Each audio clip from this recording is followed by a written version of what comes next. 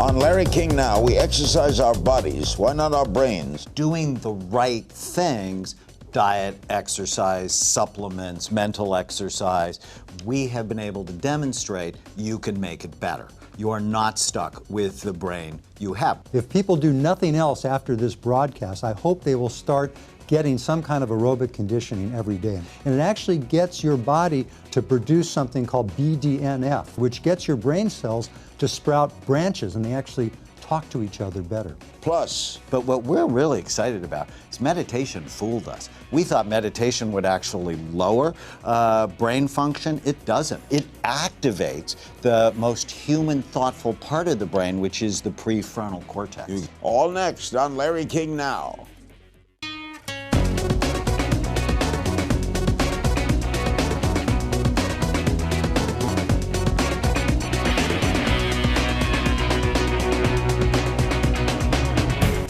Welcome to Larry King Now. This will be an extraordinary session. Our subject is brain fitness that has become a buzzword and a burgeoning industry. But it's not just about brain games. We're going to talk about the roles nutrition, stress, and exercise have on the health of our brains and what fit gray matter will do for you down the line. Joining us to discuss the topic, Dr. Daniel Amen, physician, psychiatrist, best-selling author, and one of the world's foremost experts on brain imaging.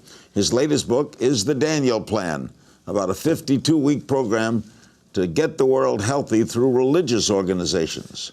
Dr. Gary Small is a professor of psychiatry and director of the UCLA Longevity Center and the co-author of the Alzheimer's Prevention Program, Keep Your Brain Healthy for the Rest of Your Life, the subtitle. Scientific American magazine named Dr. Small one of the world's leading innovators in science and technology. And with us via Skype from Boston is Alvaro Fernandez. He's CEO of Sharp Brains. It's a market research firm that tracks health and wellness applications of brain science. And he's co-author of the Sharp Brains Guide to Brain Fitness, how to optimize brain health and performance at any age. Alvaro was named a young global leader by the World Economic Forum. We'll start with you, Alvaro. What is brain fitness? So we define brain fitness by comparison with physical fitness. So brain fitness is having the cognitive, emotional, and executive functions required to thrive in today's society. So it's having attention, working memory, emotional self-regulation, and decision-making. So the core abilities we need to be happy people and happy workers. You said that we know the brain is more flexible and more plastic than ever we thought possible. What does that plastic mean?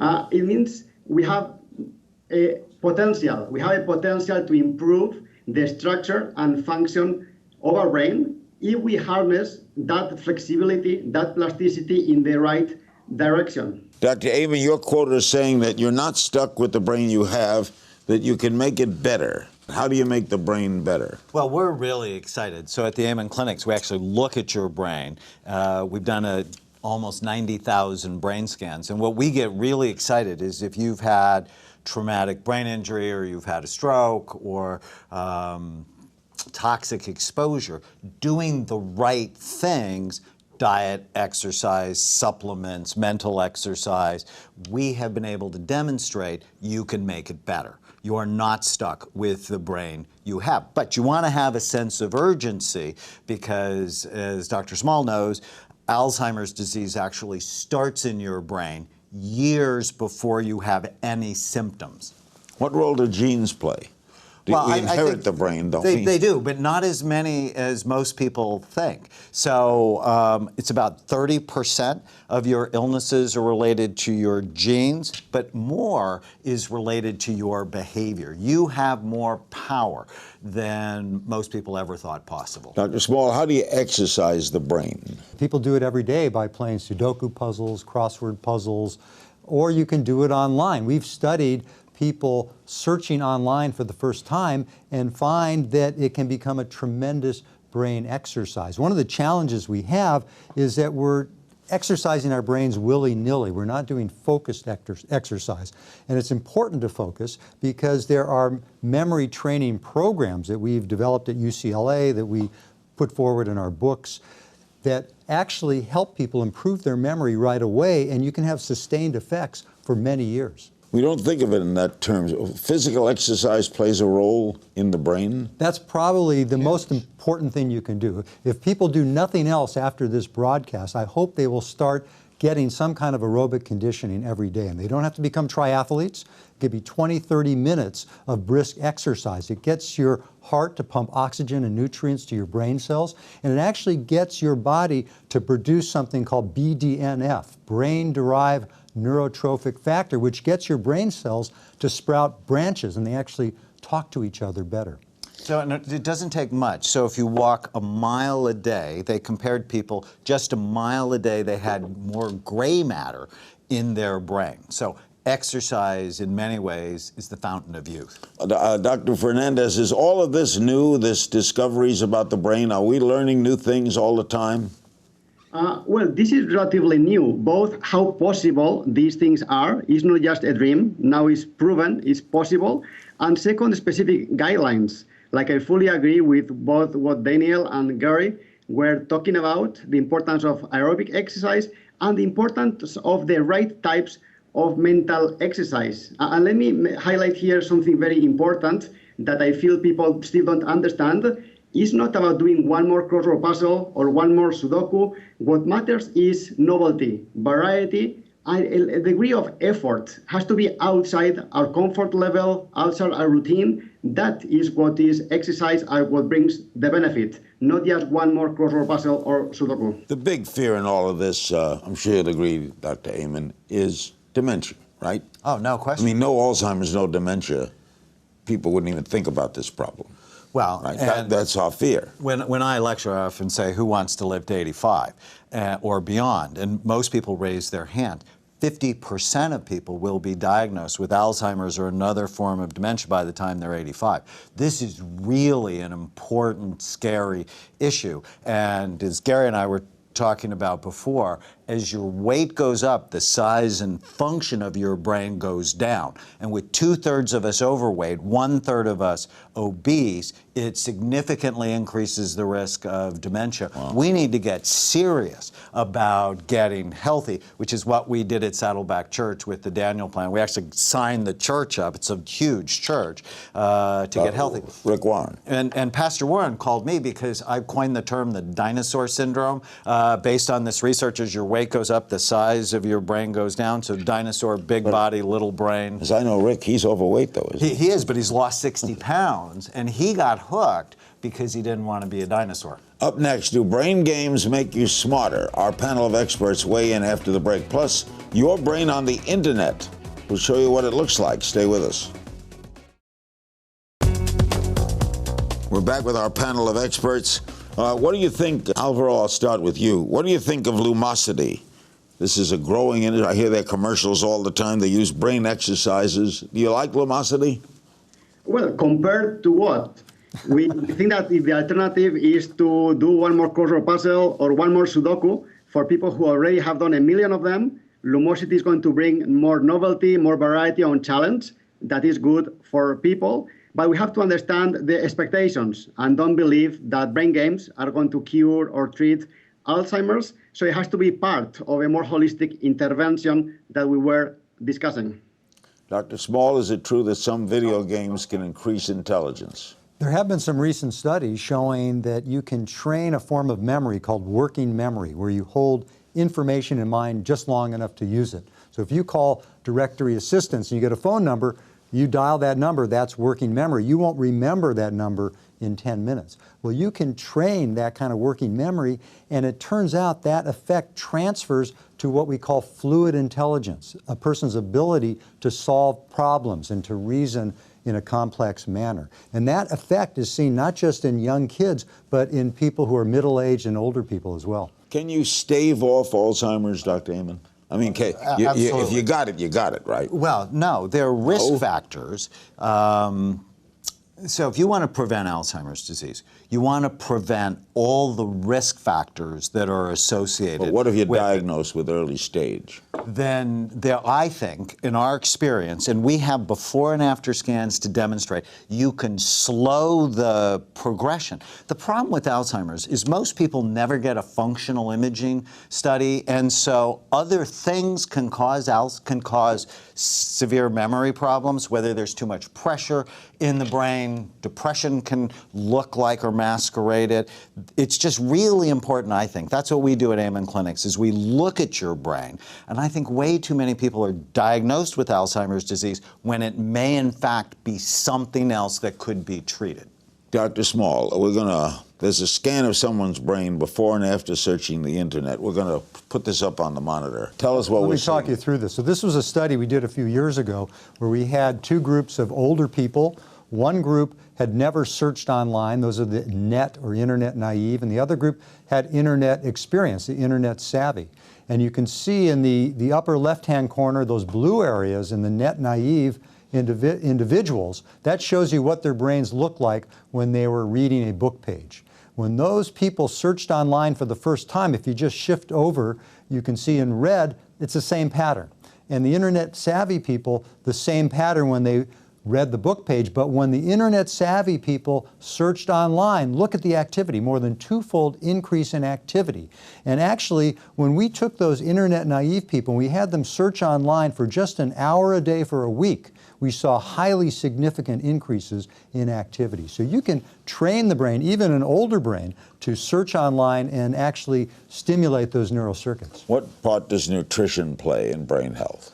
Nutrition is huge. I mean, you are what you eat and you think what you eat. And as Dr. Amen mentioned, we have an epidemic of obesity and overweight, so we have to help people manage their weight better. We have to get them to eat more omega-3 fats from fish, nuts, and flaxseed, less omega-6 from red meats and milk products. We've got to emphasize those antioxidant fruits and vegetables, which protects your brain from oxidative stress associated with aging. It's hard to imagine what food has to do with the brain. But your brain uses 25% of the calories you consume, and food is either medicine or it's poison. So if you're eating a high sugar, high simple carbohydrate diet, that is pro-inflammatory, and inflammation is one of the major causes we think of Alzheimer's disease and depression. So diet, our best testimonials at Amen Clinics actually comes when we get people to eat right. These have been touted as brain foods, fact or fiction. Blueberries.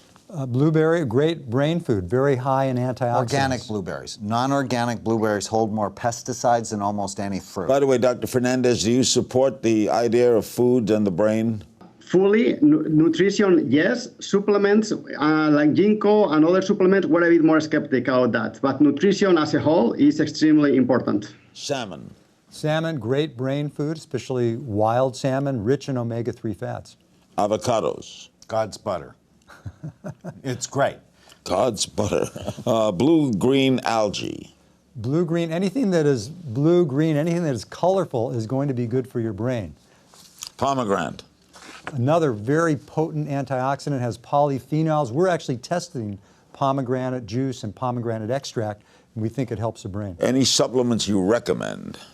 You know, I recommend everybody take a multiple vitamin and fish oil and then get their vitamin D level checked. Low levels of vitamin D, brand new study out just yesterday, associated with brain atrophy.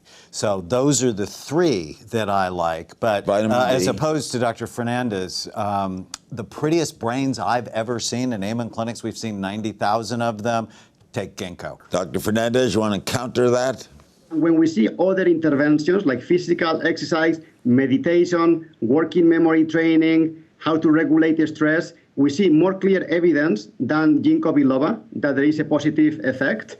And this was supported by a huge NIH study published 2010, where ginkgo didn't show the results we would all love to see, but we just didn't see them. You want to break the tie? Well, you know, I think I'm in the middle somewhere. You know, we actually did a positive ginkgo study, but is there a medication that works? One of the issues is timing. because a medicine might be helpful, say, in moderate to severe Alzheimer's for a temporary period, but it doesn't seem to work in mild stages or in a pre-symptomatic stage. Coming up, the case for meditation, why the ancient technique may play a role in modern brain health. That's next. I've been calling Alvaro Fernandez a doctor. He's not a doctor, but I want him to be a doctor. And I run this show, and I'm the king, and you are a doctor. Alvaro Fernandez and Gary... Thank you, Dr. King. And Gary Small and Daniel Amen are our guests. We're discussing the brain. Well, is stress a definite negative? Stress is the enemy of memory and many brain functions. We know that chronic stress in animals will actually shrink the hippocampal memory centers. If you take a human volunteer and you inject that volunteer with the stress hormone cortisol, it temporarily wipes out learning and recall. Now, the key word is temporary, because we can help people lower their stress levels. And some of the studies we've done at UCLA, we've found remarkable changes in neural circuitry as a result of simple things like meditation, doing Tai Chi, and even breathing exercises. Does stress cause depression or depression cause stress? Well, it can go both ways. A little stress is good. You actually need, in fact, the don't worry, be happy people die the earliest from accidents or preventable illnesses. So I thought my job as a psychiatrist was to lower everybody's stress. And then, after about 20 years, I realized what I really need to do is raise some anxiety so people make the right decisions. But what we're really excited about is meditation fooled us. We thought meditation would actually lower brain function. It doesn't. It activates the most human, thoughtful part of the brain, which is the prefrontal cortex. You agree? Well, yeah. I mean, we see remarkable increases in neural activity as a result of meditation. You only have to do it 6-10 minutes a day, and you see those changes. Alvaro, do you agree with that? Yeah, completely. So the question from our perspective is how meditation will go to scale and will become a secular movement like yoga is now. Let me just say, one of the challenges we see in our studies with meditation, a lot of Westerners don't like to meditate. They get antsy. They don't like to sit around. And they prefer something more active like Tai Chi, which is sort of a meditative movement, but it has a physical element to it.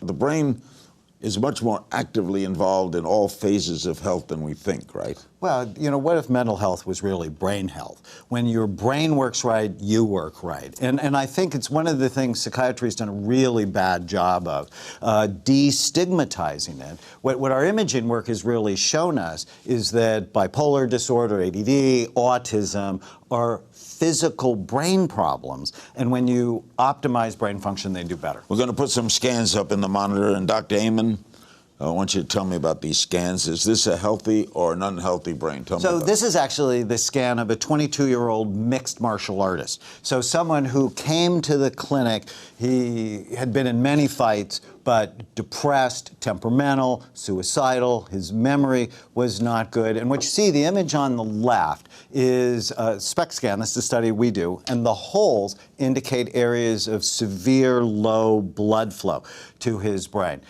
We were talking about supplements in the last segment. On multiple vitamin, fish oil, and a brain boost that included ginkgo and some other things, 2.5 hours later, we saw overall increased blood flow to his brain, and his cognitive scores were better. Now, if he's going to continue to get kicked in the head, the supplements aren't fixing it. But all these football players and all these stories, can you recover from that? Absolutely. We You published can. a study. So we've done the world's largest study on active and retired NFL players. We've put 65 of them on a Brain Smart program.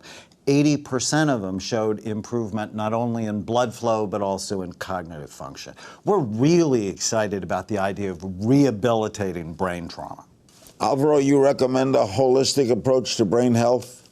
Well, yes and no, meaning yes, holistic, but also it needs to be personalized so that the individual, because there's too many options, too many things we can do, so it's important for the person to know what is my problem, what is my priority, and among all the options in the toolkit, and we get more and more options to find the one that can be most relevant and most important.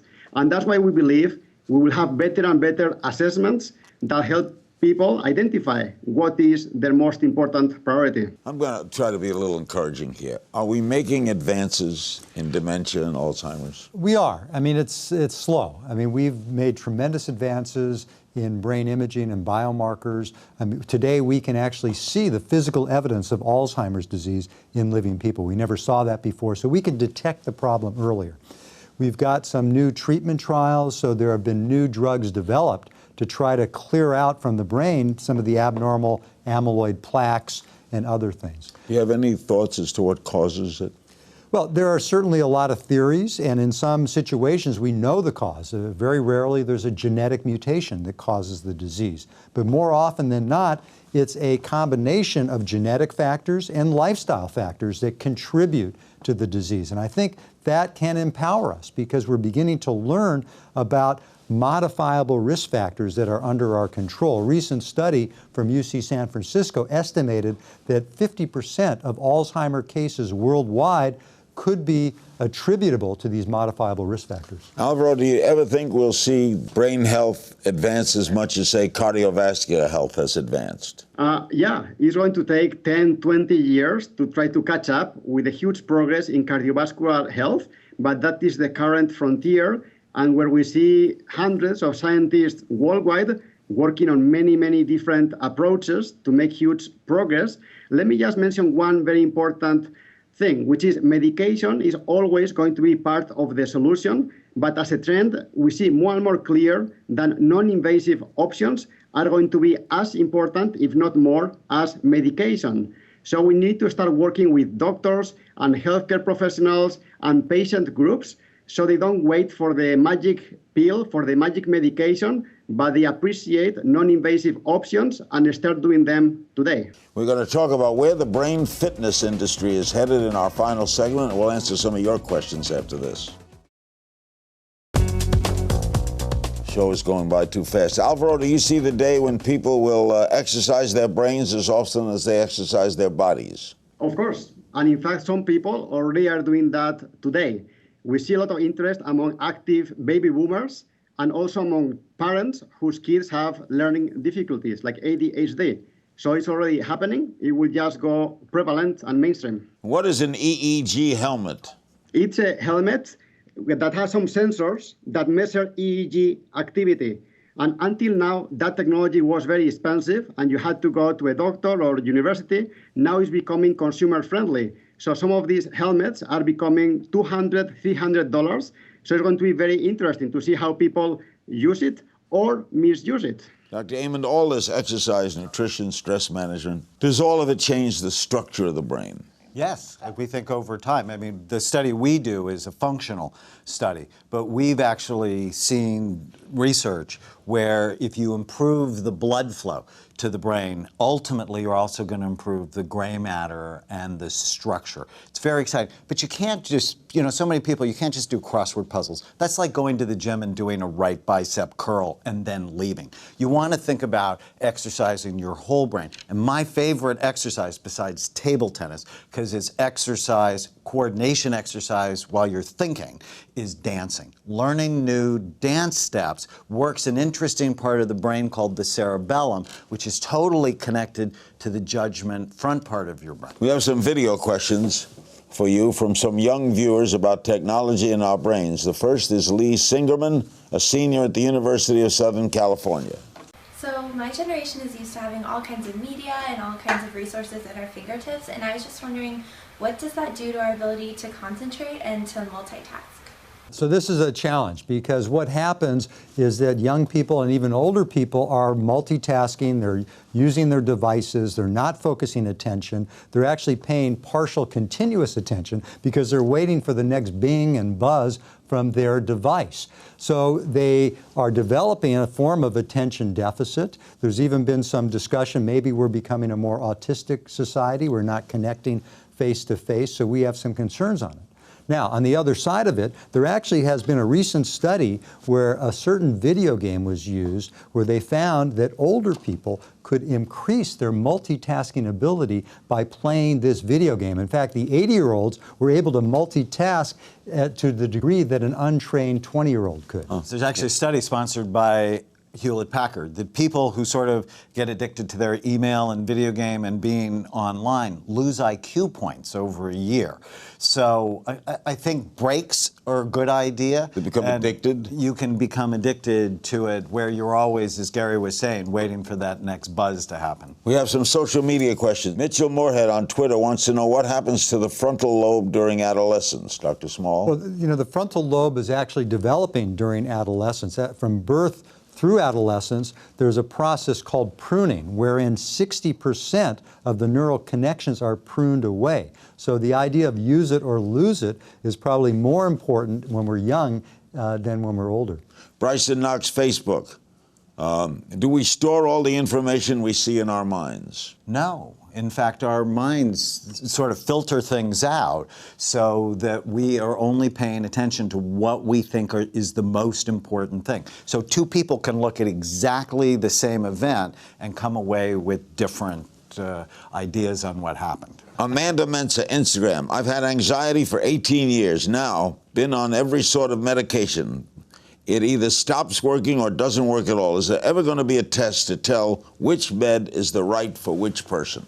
Well, that's why we do imaging. I mean, it's like, how would you ever know what's going on in an anxious person's brain unless you actually look? So functional imaging is going to be a huge part of the future of psychiatry, so you're not throwing darts in the dark at people. Are we learning more all the time? Where's it going? Brain fitness. So there's one point I wanted to make, which is brain fitness is not mainly the absence of Alzheimer's. So when we see why people are doing brain fitness, it's because they want to maximize their performance today and delay their problem. But we see many boomers want to do brain fitness to stay productive, to be able to have as long of a nice career as you have, Larry, and to be able to drive safely and to have great conversations with their partner, their friends. So the trend is brain fitness is about capacity, it's about functionality and how to